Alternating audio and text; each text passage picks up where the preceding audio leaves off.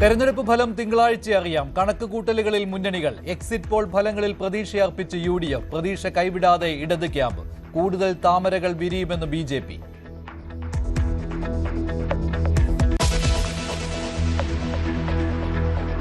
വരുന്നു ഇരുട്ടടി. പെട്രോളിനും ഡീസലിനുമൊപ്പം പാചകവാതകത്തിനും വില കൂട്ടും. സാധ്യത തള്ളിക്കളയാനാവില്ലെന്ന് കേന്ദ്ര സർക്കാർ. പെട്രോൾ ലിറ്ററിന് നഷ്ടം 20 രൂപയെന്ന് എണ്ണ കമ്പനികൾ. 5 രൂപ വരെ കൂട്ടിയേക്കാം.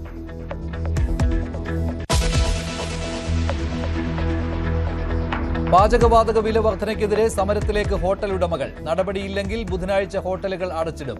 അനിശ്ചിതകാല പണിമുടക്കിനും നീക്കം.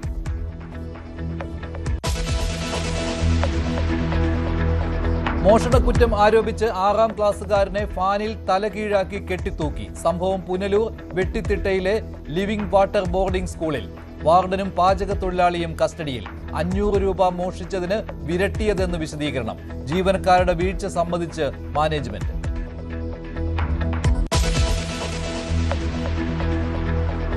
ആദിത്യന്റെ മരണത്തിന് പിന്നാലെ ബംഗളൂരുവിലെ BTL നഴ്സിംഗ് കോളേജിനെതിരെ കൂടുതൽ ആരോപണങ്ങൾ.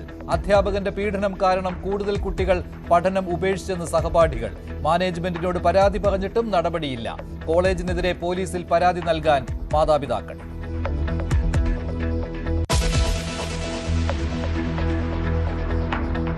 VD സതീശനായി കണ്ണൂരിലും തൊടുപുഴയിലും ഫ്ലക്സുകൾ. ശ്രീകണ്ഠപുരം, കോട്ടൂർ, വയലുയർന്ന ഫ്ലക്സിൽ നിയുക്ത മുഖ്യമന്ത്രിക്ക് അഭിവാദ്യങ്ങൾ എന്ന് വാചകം. പട നയിച്ചവൻ നാട് നയിക്കുമെന്ന് തൊടുപുഴ പട്ടയം കവലയിൽ ഫ്ലക്സ്. പട്ടാമ്പിയിൽ TP ഷാജിക്ക് അഭിവാദ്യം അർപ്പിച്ച് ഫ്ലക്സ്.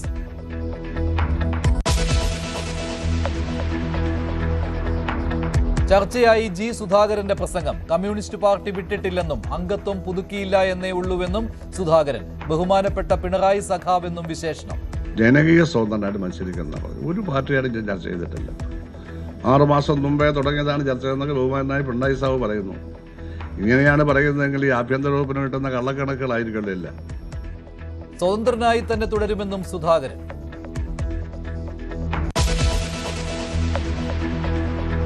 സംസ്ഥാനത്ത് ഇന്നും ശക്തമായ വേനൽ മഴയ്ക്ക് സാധ്യത. 8 ജില്ലകളിൽ യെല്ലോ അലർട്ട്. ചൂടിന് താൽക്കാലിക ശമനം. ഇത്തവണ കാലവർഷം നേരത്തെ എത്തിയേക്കും.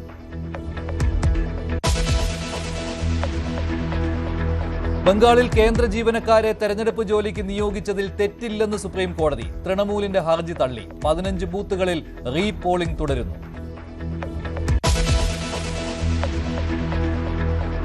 ഇറാന്റെ ഒത്തുതീർപ്പ് വ്യവസ്ഥകൾ തള്ളി ട്രംപ്. ചിതറിക്കിടക്കുന്ന നേതൃത്വത്തിന് കൃത്യമായ ഒരു തീരുമാനമെടുക്കാൻ സാധിക്കില്ലെന്ന് ട്രംപിന്റെ പരിഹാസം. 3ാം ഘട്ടത്തിൽ ഇറാൻ നിർദ്ദേശങ്ങൾ വെച്ചത് പാകിസ്ഥാൻ വഴി. യുദ്ധം അവസാനിപ്പിക്കലും ശാശ്വത സമാധാനവുമാണ് മുഖ്യ പരിഗണനയെന്ന് ഇറാൻ. ചർച്ചകളിൽ തീരുമാനമാകും വരെ യുറേനിയം ശേഖരം മാറ്റരുതെന്ന് അമേരിക്ക.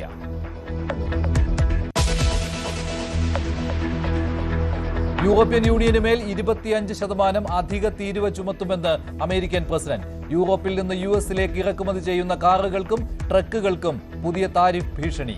നടപടി US-ഉമായുള്ള വ്യാപാര കരാർ പാലിക്കാത്തതിനാലെന്ന് ട്രംപ്.